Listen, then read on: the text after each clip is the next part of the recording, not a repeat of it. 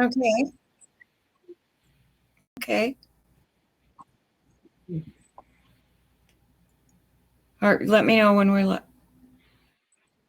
Oh, okay. Okay.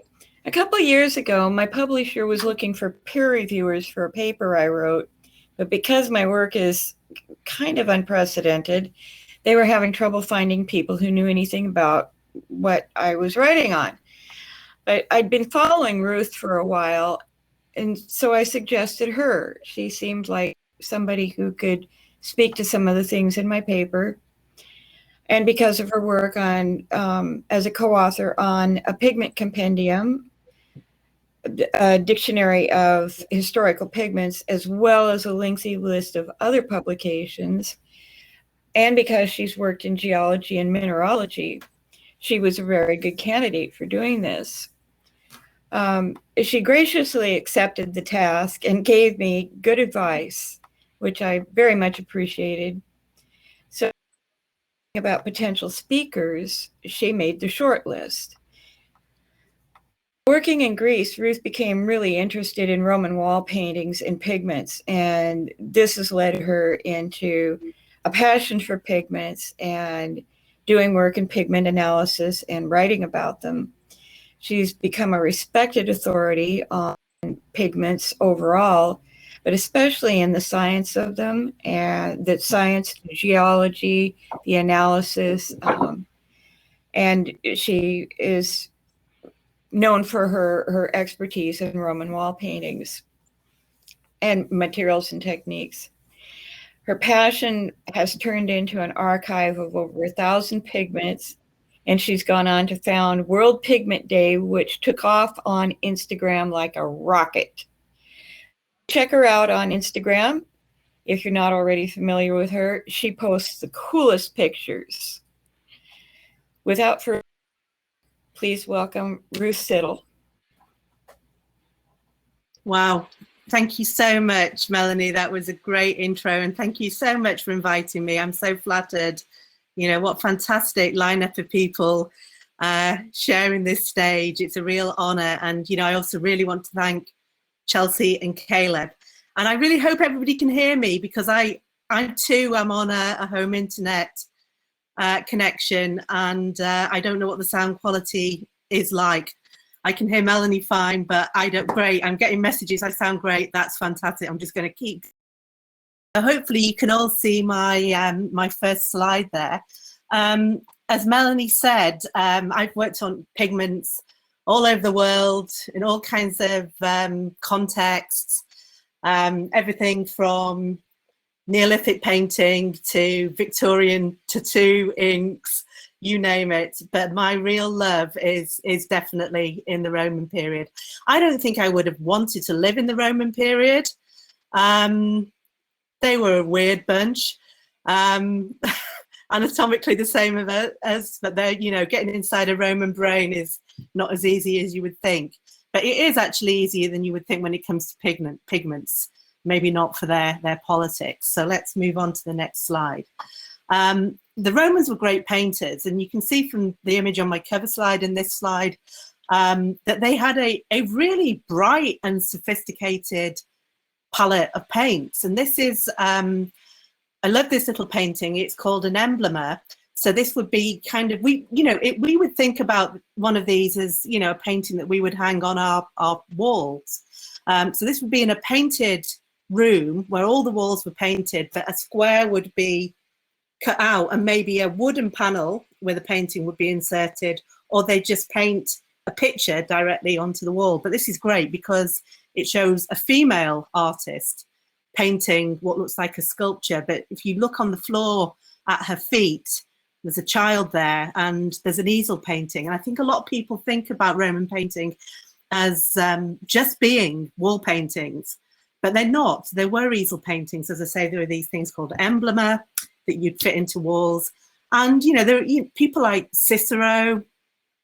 They wrote about going to exhibitions, about buying paintings, you know, so they did have a more familiar approach to art. Unfortunately, easel paintings are, well, they're pretty much don't survive at all. We only really see them in Egypt, where they're transformed into burial, funerary art. Whoops, I've zoomed, but it's okay. So yeah, this kind of out of context looking picture, this is a shot of the town of Penzance in Cornwall. And the guy on the plinth is the great British 19th century chemist Humphrey Davy, and he is really famous here in the UK, especially in the north of England where I came, for making a lamp that they used to light up coal mines during the Industrial Revolution. And this lamp would flicker if there was gas in the mine. So the mine saved loads of miners because they knew if there was dangerous gas around, which they wouldn't have been able to detect before. But Humphrey Davy grew up in Penzance, which is in Cornwall, and you can see behind him there's a pharmacy shop, a chemist, and actually that is where Davy trained as a chemist. And back in 1829, he was one of the very first people to apply chemistry and other techniques, physical techniques, to analyze pigments. And he chose Roman wall paintings from Pompeii and from Rome for his analysis. So yeah, I kind of wanted to give him a shout out because yeah, he's the first pigment analyst. He set this ball rolling, this interest in materiality in art. And for me, it all started 25 years ago, maybe a little bit more. This is me as a young girl in the mid-90s in ancient Corinth, where I first kind of made that transition from being a straight geologist, an orthogeologist, into being a parageologist working in archaeology. And I was employed to work at Corinth on studying mortars and concretes, which I did. But I couldn't help but notice that quite a lot of mortars had paintings painted on top of them. And that is where my love of pigments started. So, you know, you can see in these images, this is in a fountain house, and the walls are painted blue with images of sea creatures. That weird pink thing is a big prawn. And then down below, we can see a macro image of the mortar surface, and you may just be able to see chunks of marble, which they used to make the mortar really white. And then this beautiful blue pigment, which is Egyptian blue, that's been applied over it. And then the picture on the bottom right of the screen is a what we call a cross section, a thin section of that plaster, and you can see these chunks of calcite that are used to make this layer of paint called marmoratum. So yeah, it was working at Corinth that I suddenly thought, hey, pigments are kind of like rocks too, in the same way that concrete's like rocks. I'm sure I can study these. And so I started to read up, and yeah, the rest is history. 5 years later, I was writing books on pigments. So just a little bit about my technique. I use microscopy mainly, and it's an incredibly powerful tool. Some people may think it's a bit of an old-fashioned technique, but it isn't. It's not just any old microscope that you can go buy off a shelf in a science store. It's quite a specialist microscope, not exactly custom made, but almost. It's got a circular stage, which is, you may, if you've used a microscope before, if you haven't used a polarizing microscope, you often get a square stage. It's got very, very high power magnification, so I can see up to 1,000 times, and I can use polarized light on it. So I've kind of listed on the left-hand side of the image the analytical techniques that I use, and the blue ones at the top, the first 5 are the ones that I use most. So Chelsea filter is just a little filter I can put in my microscope light source that can help me differentiate some blue and green pigments. Incident light is reflected light. Can use cross-section analysis. UV fluorescence, again, is a tool I use so much. It's really great for organic pigments. And Raman microspectrometry is a complementary technique, spectroscopic technique, which is really useful. And I can use the same samples for Raman.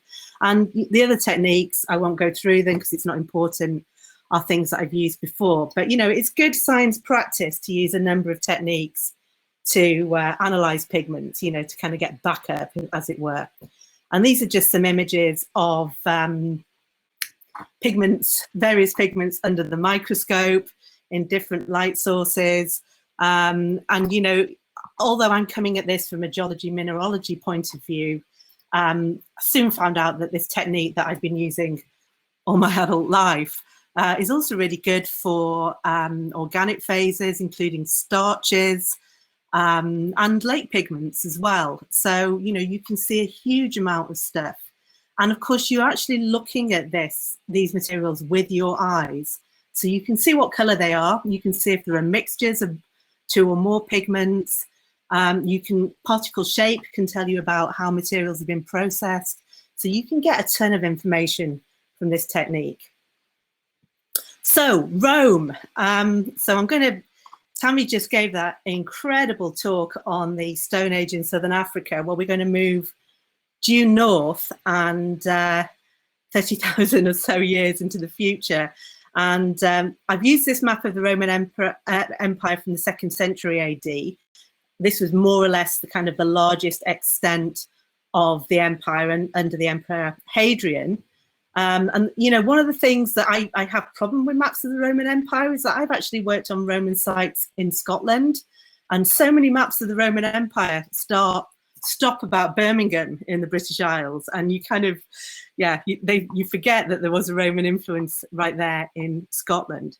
And so you'll see some stars numbered 1 to 9, and these are various locations, various archaeological sites, if you like, that I've worked on looking at Roman period paintings. There's a couple more in Italy, little tiny villages, but they all cluster around that Bay of Naples.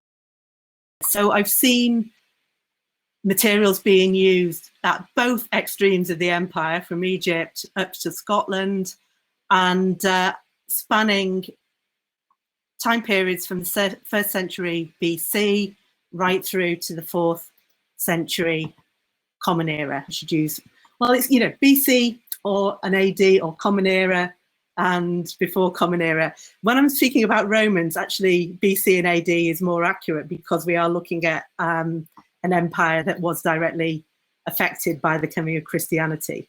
But I'll try and remember to use BC and CE because it is more correct. So let's put ourselves a little bit in that Roman domestic life, or in fact any life, civic life. Romans painted everything they could lay their hands on.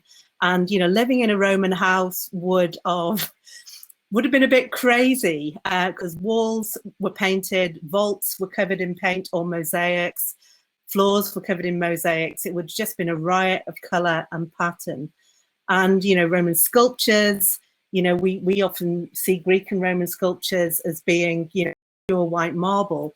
But of course, in reality, back in the day, the vast majority of these were painted, would have like creepy painted eyes or shells or even glass eyes inserted into them. So we can see on the top 2 images the walls and the vault of the House of Augustus on the Palatine in the 1st century CE. And down below we've got, this is in the display at the Neue Carlsberg Glyptothek Copenhagen, where they have done a lot of research in polychromy sculpture. And you can see Caligula. You can tell it's Caligula because Caligula's got big flappy ears. The one thing about 1st century AD portrait sculpture is it's really, really lifelike. You can recognize these people. But you can see, you know, the replica head on the right-hand side, you know, which has been painted, completely different impression of Roman sculpture there from what we think of. And it wasn't just the elite. I mean, Augustus obviously was the first emperor. Caligula was an emperor in the same line, the Julio-Claudians.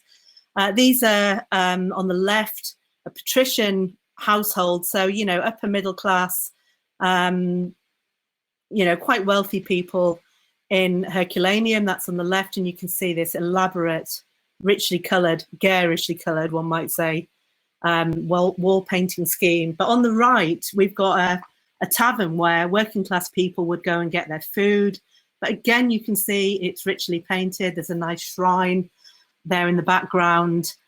that's been quite delicately painted, and you've got red and yellow walls. So painting was something that was for everybody in Rome. Everybody had painted interiors. It wasn't just something for the rich. So I'm going to give you some case studies of various Roman paintings and pigments that I've worked on, and not in any particular chronological order, but we're going to start with the raw material. Here are some paint pots from Pompeii. Pompeii was destroyed by Vesuvius in AD 79, and these pots were basically in the cupboard under the stairs where we would keep our paint today and survive the eruption. And these particular pots, we found them in several houses in Pompeii, but there were a lot in this place, and the house has been called the House of the Painter as a result. And you can see these colors, and we can see that big bowl of Egyptian blue. I'll talk about that in a minute.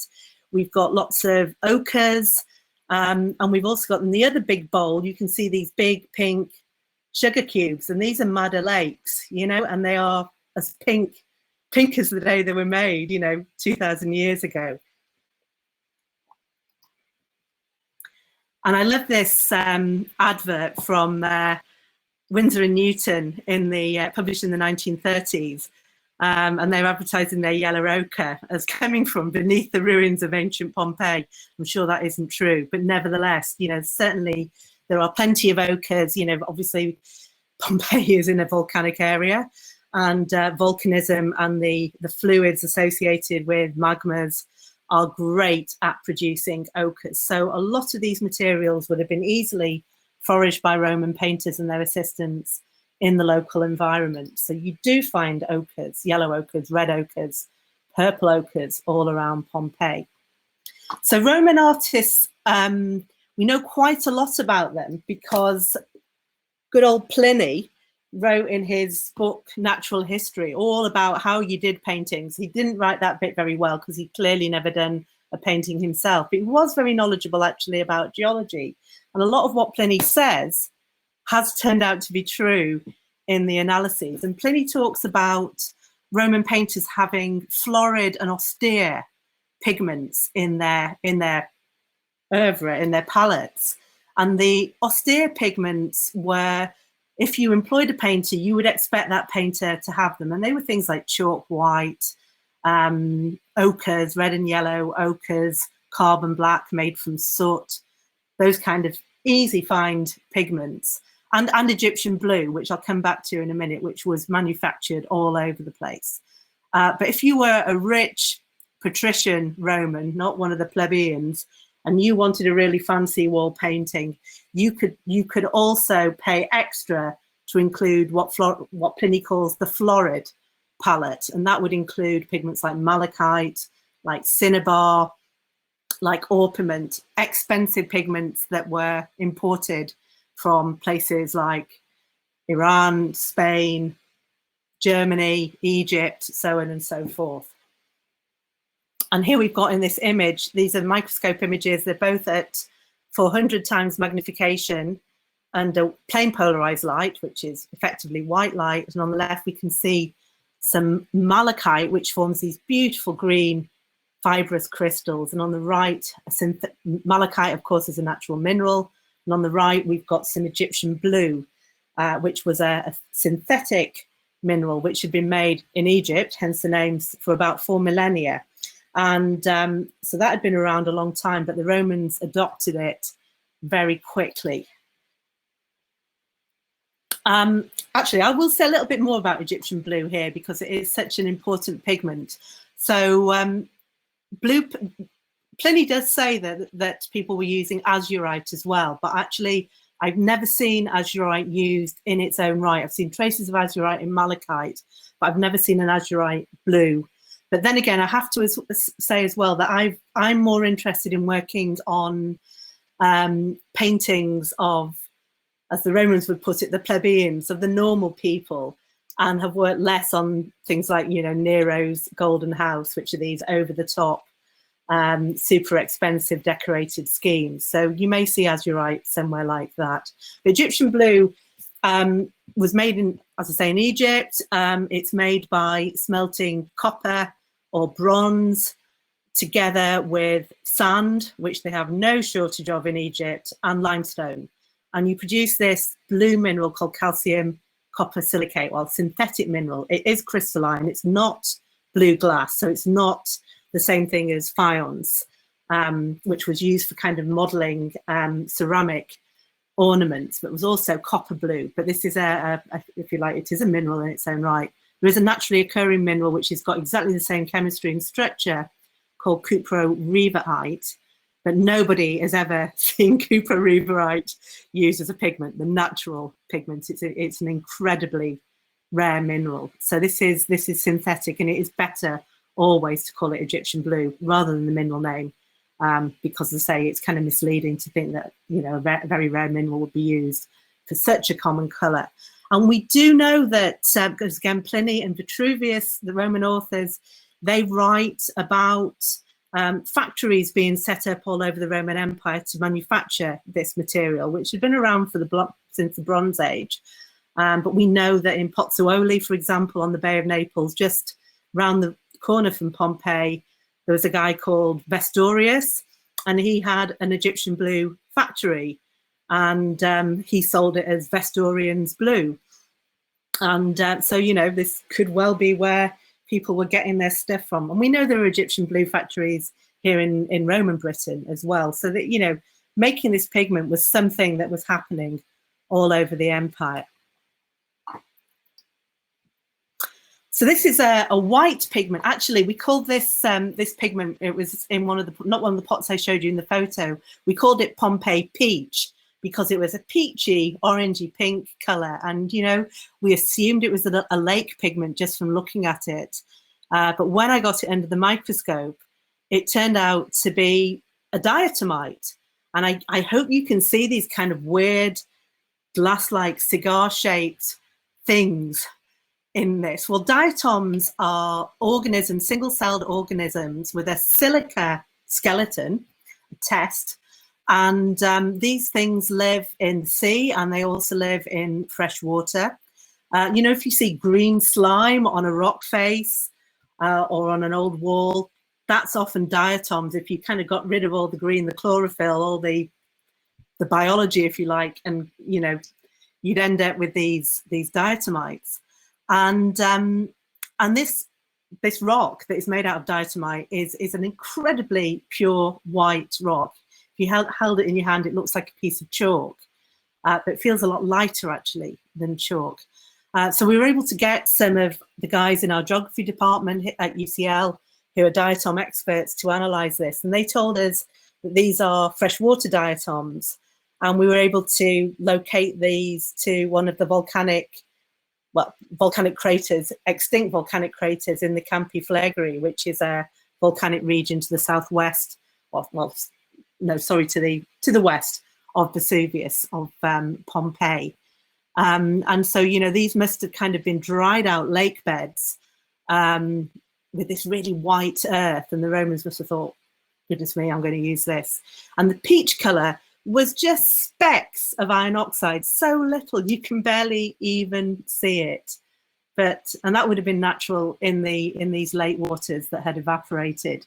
The reason they'd evaporated was due to earthquakes uplifting the lakes above the water table, and then they would dry out, and you get these beautiful white chalk-like, but actually not chalk. This is silica. These things, they're not really animals or plants. These organisms are made out of silica. So it was really, really cool to find out again that the Romans had foraged these things locally. And I hope you get in the picture that, you know, one thing we really do have in common with the Romans is that those of us, and there are many of you here watching, that make your own pigments, they were doing this in exactly the same way. And this is some Madder Lake. Again, this is 2,000-year-old Madder Lake. It looks exactly like the stuff I made in my kitchen last summer when you looked at it under the microscope, and it's just as pink. It looks exactly like Winsor & Newton genuine rose madder as well. And, you know, the color is still there. I mean, okay, yeah, it's been buried for the best part of the last 2,000 years, so it's not been exposed to light, but it's still doing pretty well, nevertheless, for a 2,000-year-old madder lake. So, you know, lake pigment manufacture, the Romans probably picked this technique up from the Egyptians. They probably actually initially got it from the Greeks, because the Greeks were using madder painting in the 5th century or so BC. And they probably got it from the Egyptians, inevitably. But, you know, you do get alum deposits, which are essential for making lakes. This is an alum-based lake, are found in Greece and in Egypt. So that's where that's kind of the part of the Mediterranean where these technologies developed. But I just think it's quite incredible to see an organic pigment that's so old and is such good condition. And we found these really cool madder pigments. So the images I've been showing you at the moment are 400 times magnification. So we're zooming right in at 1,000 times here. And what we're looking at is, I hope you can see through the middle of that pink, there's a fiber and there is madder clinging to it. And this is evidence of a technique that Pliny describes called cimatura. And this is where you would use, cimatura in Italian means clippings or shearings. So, you know, once you'd made a tunic and you had some leftover cloth that was dyed, you could put that back in, or you'd sell that waste cloth, those shearings or clippings, you'd sell them to the pigment manufacturers. They'd put it back in a pot with some alum. You can pull the madder off the cloth and then lake it. And occasionally you get bits of fiber where the dye hadn't been removed. And we also know that this technique was being used in the Renaissance period. That's where the name cimatura comes from. But, you know, we do know it was being used by the Romans because Pliny describes how they did it step by step. And there it is. We found it. We found it in these madders from Pompeii. That was kind of the coolest thing we found. So my second case study is moving about as far away as the bright center of the empire, you know, because, I mean, okay, Naples isn't Rome, but it was the seaside resort. You know, everybody went to Naples for the summer to rent a villa or to go to their summer farms. So we're going to move to northern England, Lincolnshire, and this is a Roman villa. It would have been a farm complex, you know, at really quite close to the limits of the empire. And as you can see, that's just a series of low walls in a field, as archaeology so often is. But the people excavating there found tons and tons of painted wall plaster and asked me to look at it. Now I'm going to skip to the other end of the empire very quickly. This is an image from the Hunghauser in Ephesus. And again, probably Ephesus was, or these Roman houses in Ephesus were probably destroyed by a landslide. And there's Pompeii type preservation in these buildings. But what we're looking at here is, this is a 2nd century AD house. And, you know, wall painting was really a big thing in Rome, in Italy, in the 1st century. And then by the 2nd century, people were really getting into using marble revetment to decorate walls. And you can see on the left-hand, so on the right-hand side of this image, there is marble that is being used. So you've got white marble, probably Carian marble. Then you've got a green streaky marble called Cipollino, which was from Evia in Greece. And then we've got this purple Turkish marble called Pavonazzo on top of it. And these were luxury stones. But you can see they couldn't afford to get stone to cover the whole room. And on the left-hand side, on the little bit of wall to the left of the doorway, you can see that they've actually painted the walls to look like marble, presumably because they ran out of the real thing. So painting stone was a very popular thing, and it gave you that taste of, you know, living in Rome. So yeah, Roman marbles, something else I'm very knowledgeable about, but that is another talk altogether. But there are these very distinctive marbles, and there's a well-established understanding of the trade in decorative stones. And, you know, you can recognize these different marbles. But if you're going to remember anything, remember the green speckly one on the top right of this image. and the purple and white speckly one, which is second to the right on the bottom row. So here at Sudbrook, and also actually I've used this as well in Fishbourne, it seems that the wall paintings, Fishbourne is another Roman palace actually in the UK, and they were using marble revetment they were using plaster painted to imitate marble revetment. So the real stone wasn't really percolating to the far north of the empire. And these are some examples from Fishbourne that have been painted with madder and ochres, and then somebody splashed the brush to get them speckled and to give a kind of an effect of a granite. So I'll just talk a little bit about wall paintings and how they're built up. Pretty much the same as you would for fresco painting today. So you would layer up various layers of mortar next to the wall. The oricio, we would call it in modern speaking, would be kind of a damp proofing layer, then some setting coats, the intonico or arenatum in Latin, and then the marmorino or marmoratum, which would be the surface you paint into. And this is exactly how you'd set up a wall for a fresco in the Renaissance period, except that there's very, very little evidence of Romans using fresco technique. They painted onto dry plaster in the a secco technique, probably using a medium like rabbit skin glue or something similar, gum mastic, gum arabic as a medium. So we're going to move on to looking at wall painting plasters, and I briefly showed you this. This is a section through a wall painting plaster, and you can see at the bottom the sandy layer, the arenacio, and then the marino or marmoratum at the top.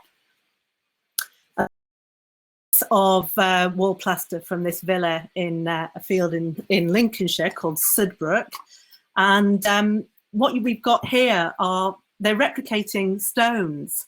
So the image on the left, we can see a kind of a purple, and they've actually, again, with a brush, spattered little pale blue specks onto the surface. And this is to resemble imperial porphyry, which was, the most important stone in ancient Rome. It came from the Egyptian Eastern Desert.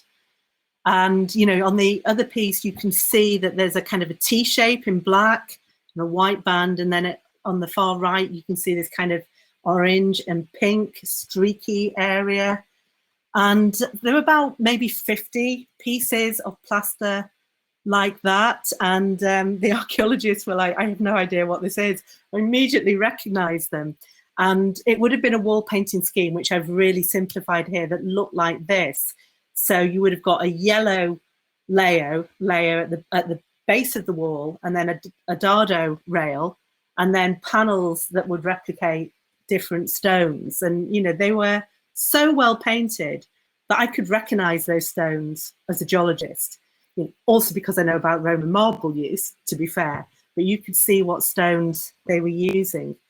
And what pigments are they using here? Well, they're using green earth, they're using ochres, and they're using actually, there's a lot of Egyptian blue in the white, and that gives you a really, well, not a lot, but enough in the white to make it a really kind of bright white, just the same as our grandmothers used to use their ultramarine Reckitt's blue to make laundry look really white. Putting in a tiny bit of blue pigment into your white pigment makes it shine out. So these are some of the pigments from these samples under the microscope. On the left, we can see in a dark field, cross-polarized light image, green earth pigments. And again, these would have been collected locally. You would have found these on the Lincolnshire and Yorkshire coast in the Jurassic sediments there. Marine clays, and that tells us it's glauconite.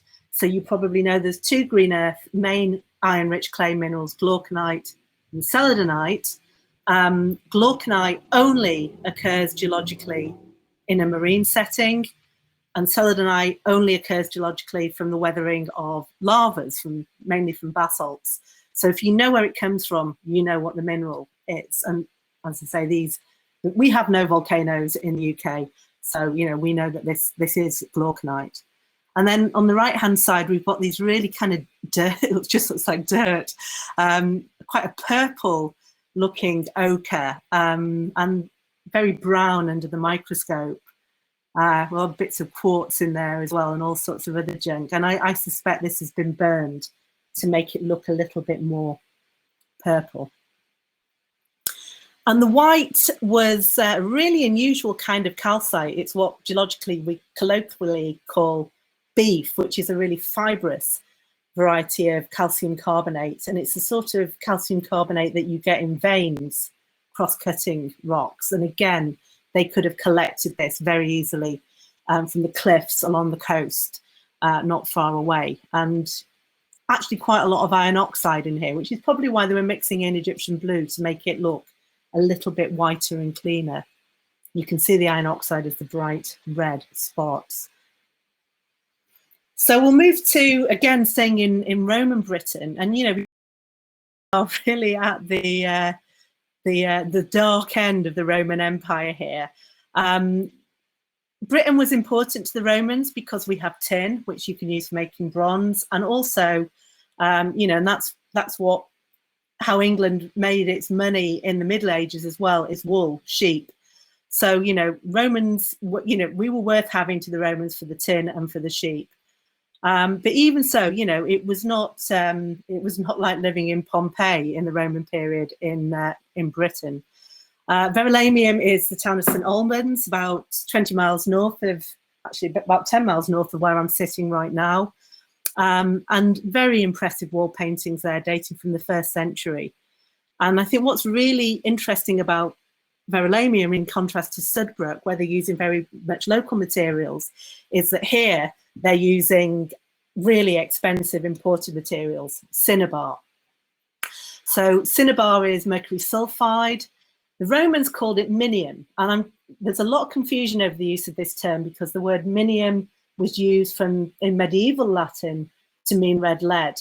But again, we know particularly from Pliny, he describes minium in the original Latin as coming from the mines in Almaden, they're now called Almaden in Spain, and this being also the stone from which they extracted quicksilver.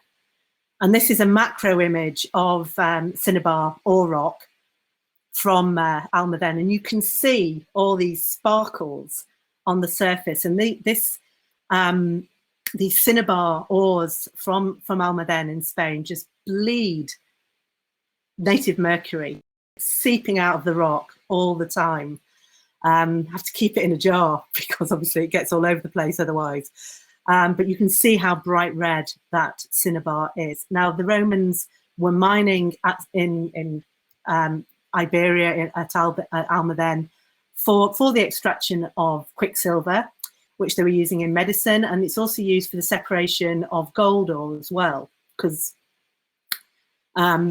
gold will sink in cinnabar and everything else floats on it. So it's kind of a useful industrial mineral, and the cinnabar as a pigment was a side product of that. And actually Tammy showed a very similar picture here of the Villa of the Mysteries in Pompeii, which is one of the grandest houses, a very wealthy patrician Roman obviously lived here. And the red in the background is pure cinnabar. And you don't really see that much cinnabar in your average person's home in Pompeii. And that was why it was actually a real surprise to see it in St Albans. I'm just going to zoom back just so you can see those amazing ruby red speckles of light. One thing that I do see quite a lot in cheap wall paintings is that they're red ochre, but the artist has cut it with just a tiny amount of cinnabar.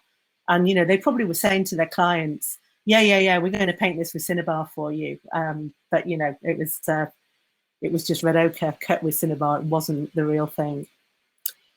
So we're going to move to back in time, the earliest object as well, late 1st century before Christ, the 1st century after. Don't know exactly the date of these burials. And we're now in Egypt. And we're in Egypt at a really interesting time. So the last pharaoh of Egypt, Cleopatra, had committed suicide along with, of course, Mark Antony, and Augustus, or Octavian as he was there, who was Julius Caesar's adopted son. The reason Antony and Cleopatra killed themselves was because Octavian defeated them at the Battle of Actium. And Egypt came under Roman rule. And, you know, as much as the Romans wanted Britain for its wool, they wanted Egypt for its grain. It was the breadbasket of the Roman world. And so many people settled there. Many people living in Alexandria, to be fair, were Greeks and, you know, were becoming quite Romanized. Obviously, Cleopatra had had a series of shenanigans with the Romans throughout her 40 years of life. And I'm really interested in Egyptian painting as well, pre-Roman Egyptian painting.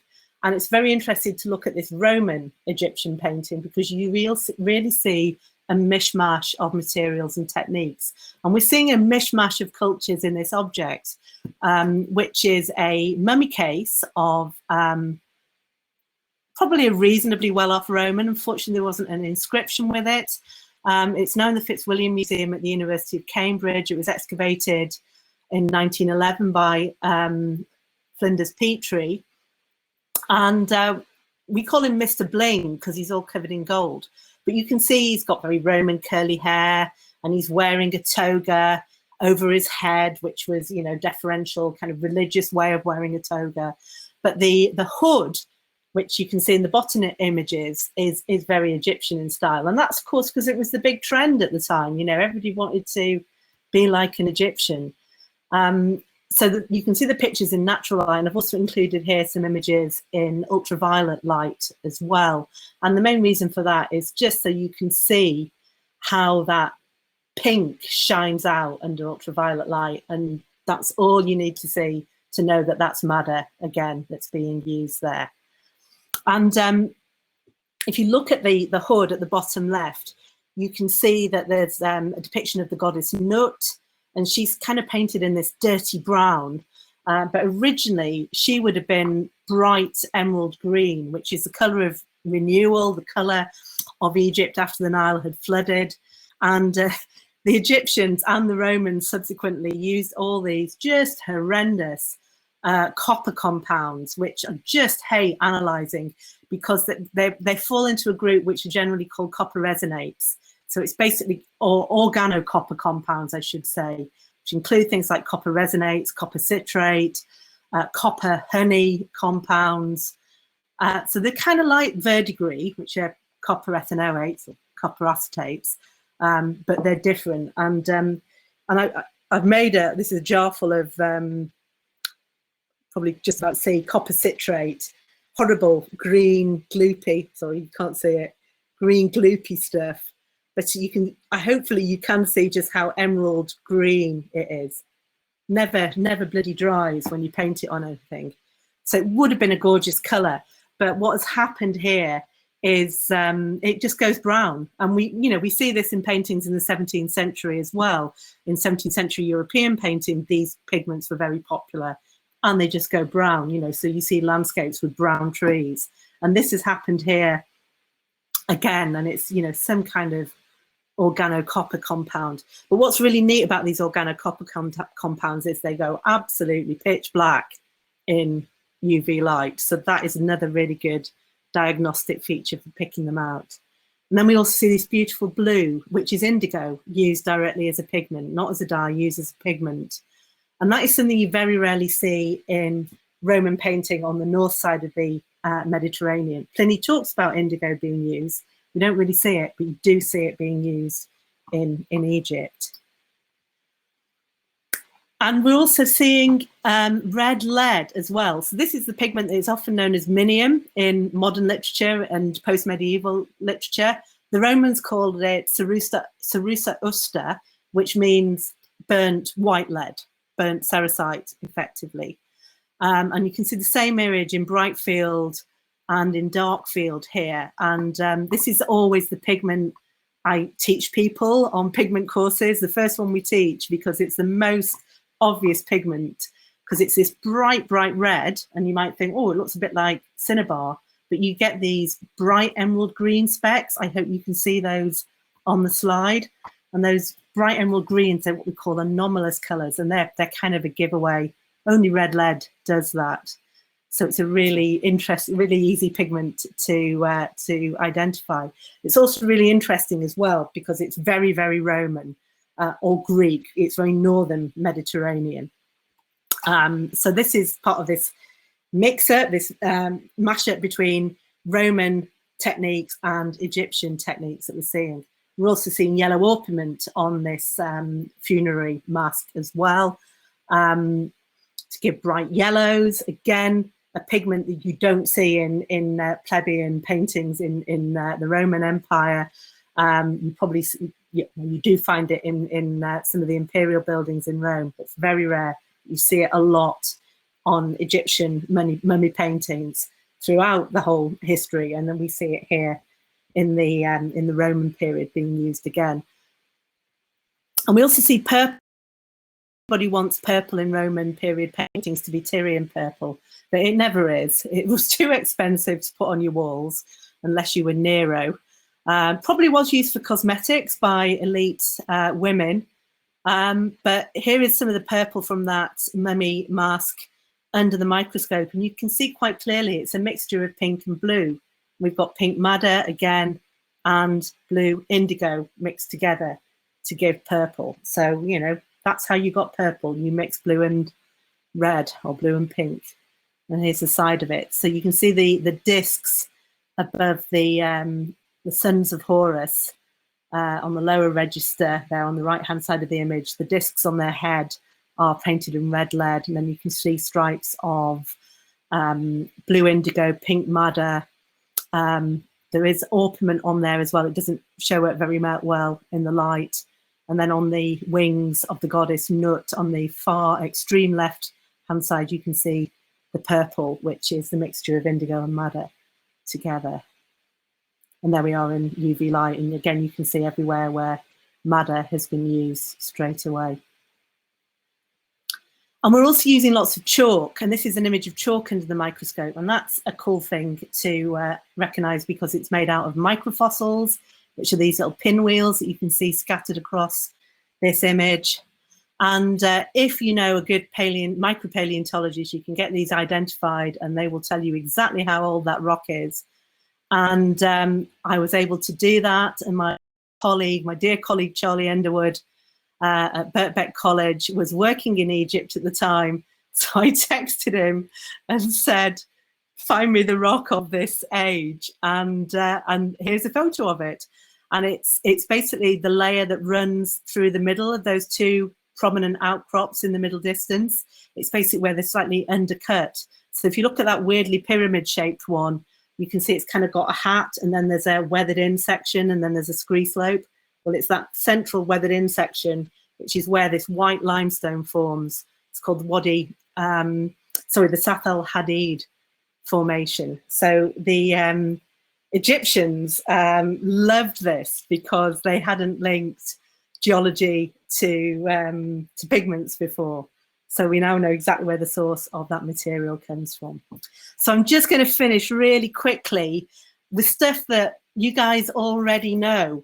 And this is how Romans process their pigment. Well, you know, they did it like we do it, you know, without, so many of us are making our own pigments and paints and processing things by hand in our studios or our kitchens, in my case. And it's a case of just crushing rock and grinding it in a pestle and mortar, levigating it or sieving it. I use engineering sieves. Romans wouldn't have had those, but they would have been able to levigate pigments, and they would have used fine silk that was being traded along the Silk Roads from China as well as sieves, and then mixing it with medium animal glues, gum mastic, gum arabic, which both grow in the region, to make paints. And, you know, really can relate to those processes. And when I look at my own handmade pigments, the grain size, the way that the particles are broken, very, very similar to what you see in these Roman paintings. And many people have replicated making Egyptian blue. This is made by my dear colleague Rahila Alipour, who was at UCL. And actually, she was really interested in pigments in medieval Iran. And there was continuity into the 12th century in Iran of making and using Egyptian blue. And this is just a picture of one of her crucibles with the Egyptian blue pigment that she made in the lab. Also, Roman other synthetic pigments I haven't really talked about in detail. Red lead, yes. White pigments. These are, of course, used for cosmetics. These are actually 5th century BC Greek cosmetics, but we've got white lead, pink madder being used here as well. So not just for wall paintings. Yeah, and just lovely picture of red lead. And we also get these yellow pigments, massicot and litharge, which are lead oxides, which form at the same time as you're making red lead. So you often see traces of these. So we know from what Pliny was saying and what we've observed in terms of materials, that actually the layout of a Roman artist's studio or atelier was very similar to what it would have been in this image here, which is obviously in the Renaissance. This is one of the Dutch masters. And you can see that, there are various painters painting, and there are apprentices mulling pigments on the right-hand side and cataloguing pigments in the center. These are the processes that would have been very familiar to the Romans and are very familiar to many of us. So just to finish, a summary of the materials that was used in the Roman palette. Black, almost entirely carbon, a little bit of bone black. White were chalks, or derivatives of chalk, like lime wash or calcite. Diatomite, as we've seen. Also a little bit of bone white and lead white. Green were green earths, malachite, but quite often just a mixture of Egyptian blue and yellow ochre. Blue, Egyptian blue and indigo, particularly in Egypt.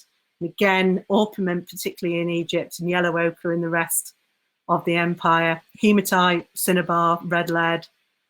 Red lead and ochres, of course, were for orange, especially with a bit of yellow ochre mixed in as well. Pinks, madder, but also just hematite and chalk mixes. And purples, very rarely Tyrian purple, if ever. Mixtures of blue and red pigments. And just a nice picture to end on. And this is my final slide, and I'd like to thank all of you for listening. Hopefully I've got 5 minutes left, and all the many people and institutions and excavations that I've worked with, which has contributed to tonight's presentation. I'd like to thank everybody listed there. Thank you very much. I'm finished.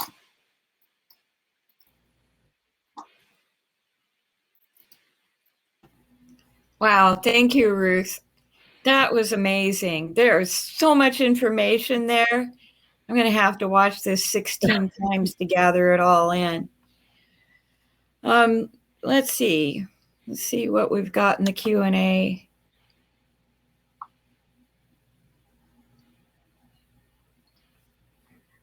Let's see. Mia Uram says, thanks for the inspiring and informative talk. Do you come across microbe-based pigments more often, or encounter microorganisms associated with the pigments you're analyzing from sites? Not live ones, no. Well, if I do, they're kind of, because it's all gone moldy and horrible. But yeah, I see microfossils, which are, if you like, fossil microbes. By microbes, I'm assuming you mean single-celled organisms like diatomites, and they've got to be of a certain size. So bacteria, most bacteria are well beyond the resolution of an optical light microscope. But yeah, we do see fossil microfossils and diatoms and so on, as I've presented here. And occasionally pollen as well. Okay. Molly Sandemeyer says, how does putting blue pigment into laundry make the whites brighter? Well, it kind of works as an optical brightener. So, Certainly my grandmother, after you'd washed a sheet 150 times, it would start to look a bit grey rather than white. And you could buy, here in the UK, you could buy this stuff called Reckitt's Blue, which is a little cube of synthetic ultramarine, and you could just dab some of that into your wash water, and it made your whites look whiter. And it just does, it just shifts the color from the kind of yellow, dirty looking end of the spectrum to the more blue, whiter looking end of the spectrum. It's an optical illusion, to be honest. You can still actually buy Reckitt, I think it's Reckitt's and Mrs. Stewart's bluing in the US. I haven't known anybody since my grandmother who uses it, but it's still available. Yeah, you can buy it. I have some in my pigment collection, which is new. And my colleague Jo gave it to me, and God knows where she bought it from. I think she went to the Reckitt's Blue Museum and they sold it there. Let's see. Let me find. Oh, good grief. This little box thing with the questions is kind of a pain. Elizabeth Hying says, thank you. How relevant do you find Pliny's text to be in general? You said much of the geological information is still quite accurate. Besides pouring... Sorry. I think there's several questions here. Besides poring over the Pigment Compendium, which I do, what is your best advice for a painter? I'm just having trouble with this thing. What is your... I can see it. It comes up in a really tiny box for me. Yeah. She says, what is the best advice for a painter who dabbles mostly self-taught polarized light microscopy? Oh my gosh. Wow. Well, if that's a question about can you dabble in polarized light microscopy? Yeah.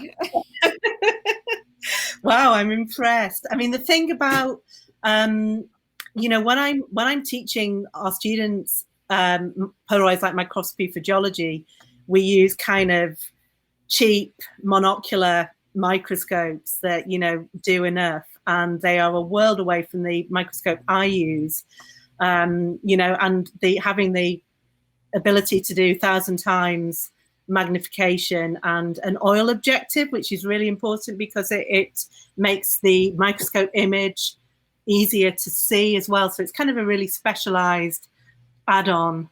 They're expensive microscopes. They're a lot cheaper than spectroscopic equipment, but we're talking about a £20,000 microscope here rather than £2,000. Yeah.